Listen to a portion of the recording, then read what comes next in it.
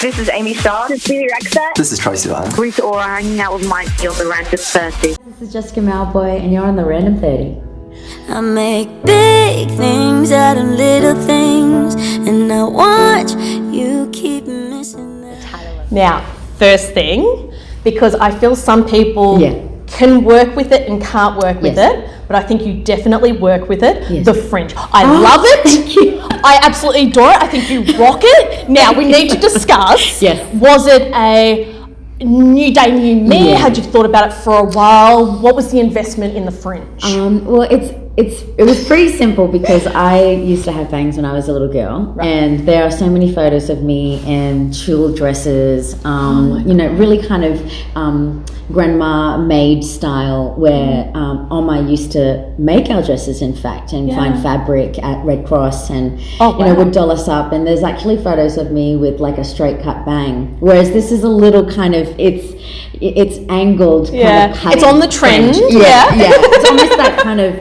Charlie's Angels style of fringe. But I'm really loving it, and I wanted to kind of go back there and freshen it up, and had the experience of having this new wave of coming back into music and discovering new stories about myself and my family and reconnecting, and it was an exciting one because I just kind of was on a new journey, and it just so happened that I'd had long hair my whole life, and it was just cutting it off, doing what I felt, and being confident. I think that's what we need to do as women as well, and find our own groove, because we can always get stuck into following things, and especially with this whole movement of social media, it's very easy to be captured in us locked in a certain kind of view, and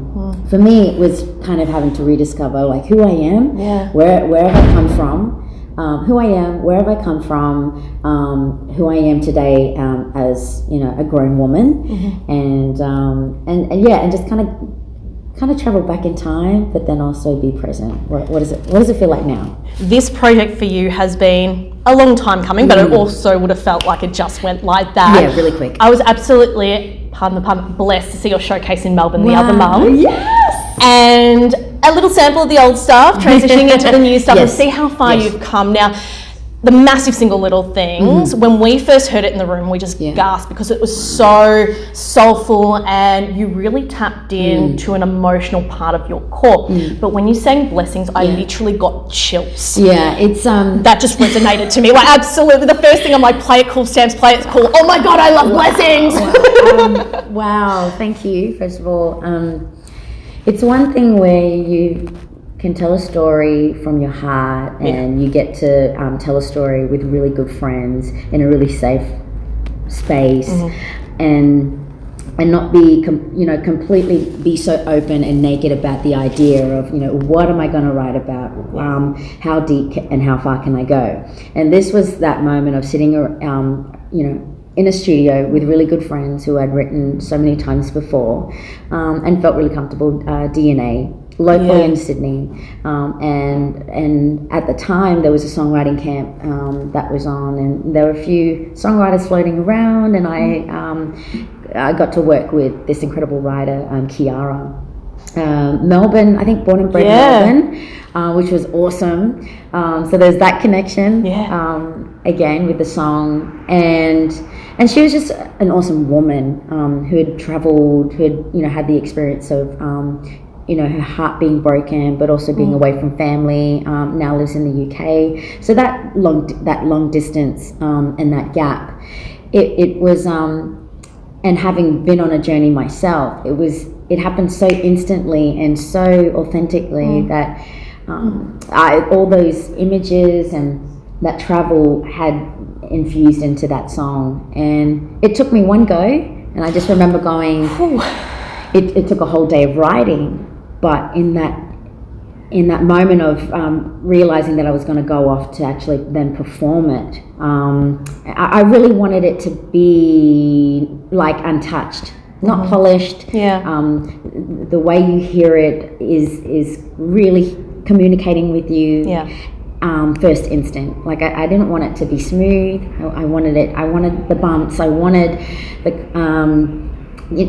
to hear the rasp, to hear the struggle, the strain, the pain, and that, it be a song about missing family. It be a song about, kind of losing touch with family, perhaps, because you invest so much of your time in your business or your own family that, sometimes you do lack the opportunity of, ringing your sister up and telling them how beautiful they are. Yeah. So forgetting those moments, which are little things that become big things. And I think that's why it resonated and gave us chills, because I think we all experience that. I think we can all connect with that. Yeah, so of course. I'm just going to take a pause for a second. So when you're a one-hit wonder, you just want to make sure, when you just have that break, you're like, okay, it's still working. You have to, No, I didn't want to lose I didn't want to lose momentum, but I'm like, that moment where you're like, is this thing on? Which is a crazy thing that you say that, because that's happened so many times in recording studios where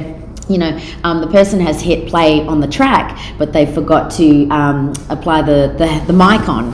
So the mic was, kind of off the whole time whilst doing that take. I've had moments like that, but luckily not on this experience of this record, Hilda. Yeah.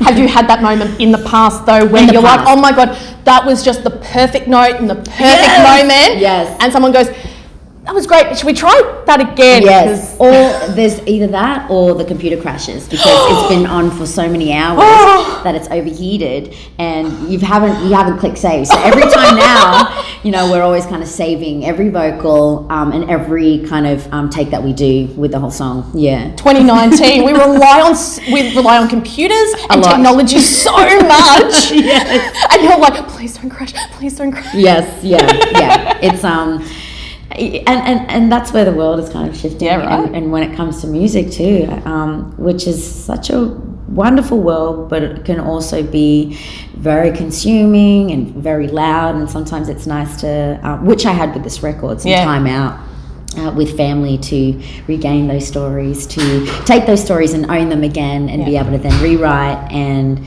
just really enjoy it.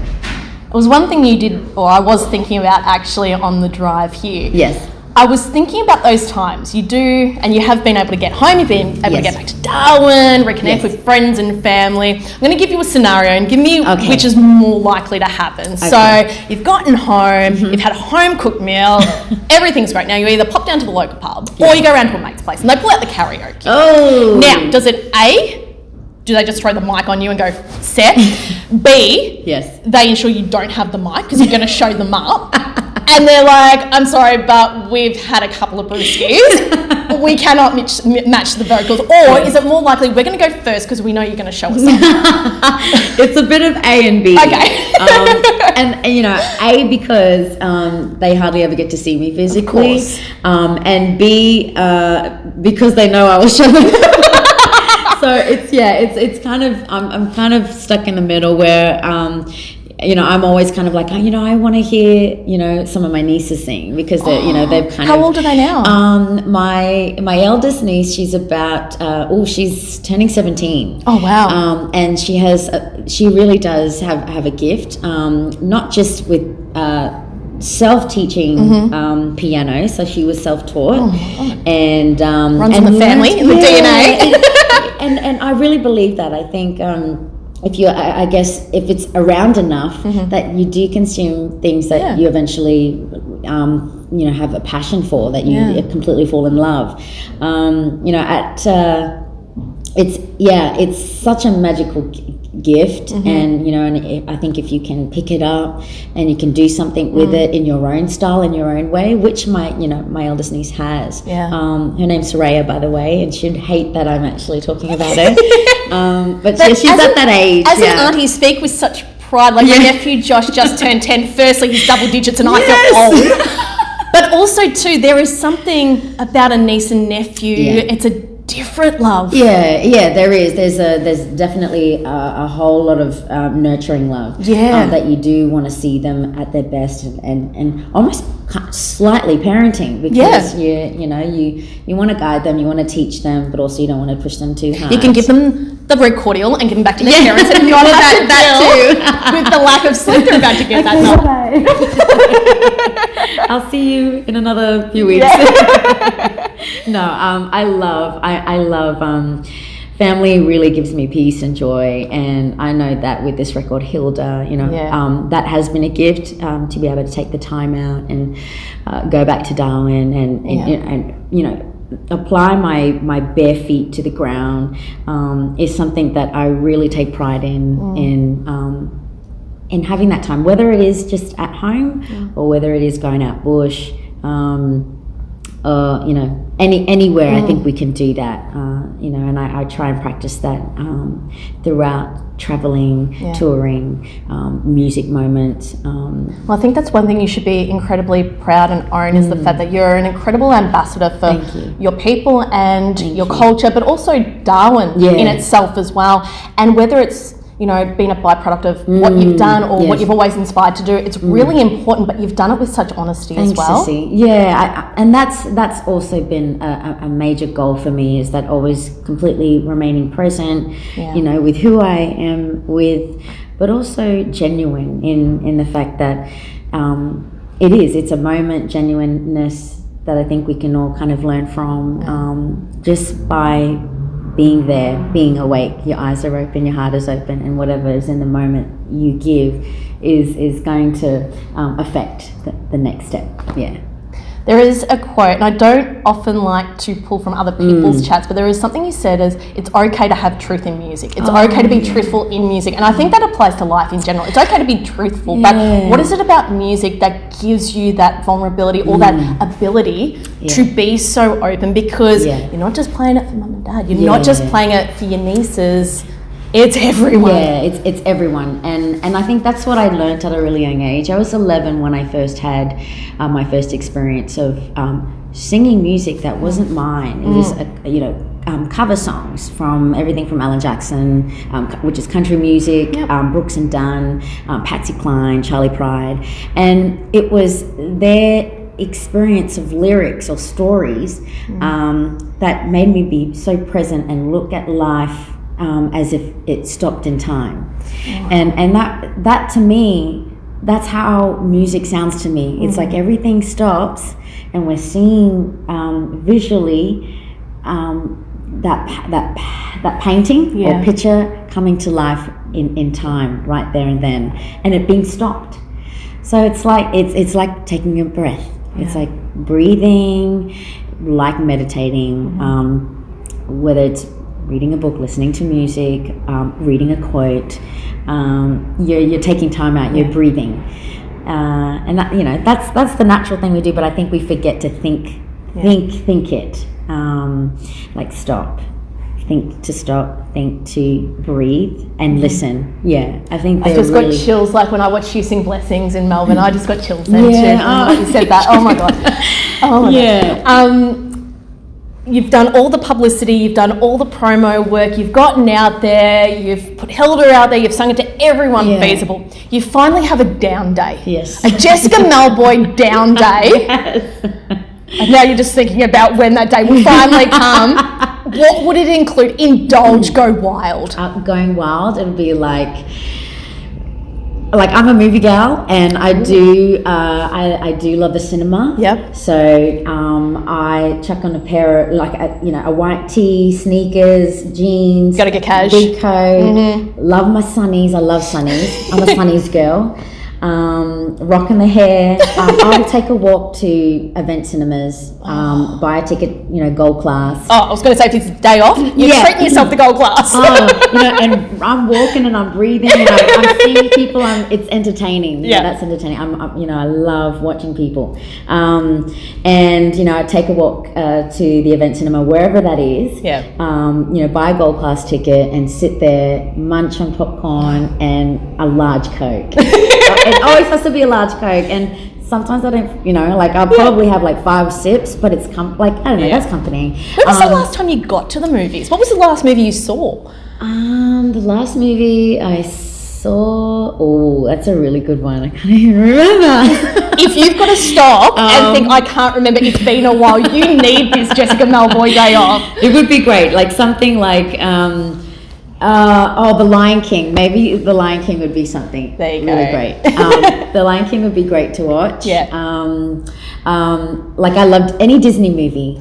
Yes. Give me a Disney movie and I'll sit there and just work out the lyrics. Like everything from Ariel or Pocahontas, those really big classic songs. Colors of the Wind. Oh, I love that song. Ariel. What's Ariel? I can't even. I wanna be where the people are. I wanna see him dancing, rolling around on those. What's that word again? I love. I think I've just got a little insight of what you've been watching on planes between here in Sydney and Perth. You've just been whacking on the Disney. I really enjoy it, and I'm sure that's everyone's kind of childhood, dream. And that's what Lion King, the new release, has done. It's just brought out the inner child and that ability to reminisce and just to hold on to those really beautiful thoughts. And I'm sure that's what the album's done as well, to be able to re-energize sort of a part of your life. And also, as you said, I love that you brought that up because, I think the deeper meaning of creating Hilda was going back to basics of telling your own pathway and journey, and that being reflected in anyone's life, where who you are relates back to your grandmother, your great great grandmother, or grandfather, because that bloodline runs so deeply that there's so much ground and story there for you to be living today. With that, I feel like without my grandparents, there wouldn't be, my mom. Yeah. And my mom wouldn't have met my father, and I wouldn't have been born. So things like that. This record was really built in that way of dedicating to all the women in my life. I'm one of 5 girls, so there's a really strong bond of women and feminist. Feminine. Everything to power, to nurturing, mother, father, all those things really infused into the record for me to be almost free and confident in who I am and to be proud of that. And I hope that really, I really hope that shines into people's lives, because sometimes we can get caught up. We tend to build ourselves up to be so busy and to do things in action, and sometimes we do forget to really stop and think back. Well, how am I doing this? It goes way back. Grateful for everything. To know that everything does happen for a reason, and everything happens for a reason. Like Hilda was meant to be out here for a reason. Sitting here with Jessica Mauboy is also meant to happen for a reason. Thank you. It has been an absolute delight. Thank you. If you weren't such a wanted woman, I'd just hold on to you and pick a break for hours. I could sit here and yarn, yes. We've got the coffee ready to go. It's all good. It has been an absolute treat, and you're a divine soul. So thank you so much for a few minutes of your time. You're divine. And we can't wait to hear more from the album and more from you. So thank you so much for your time. Women power.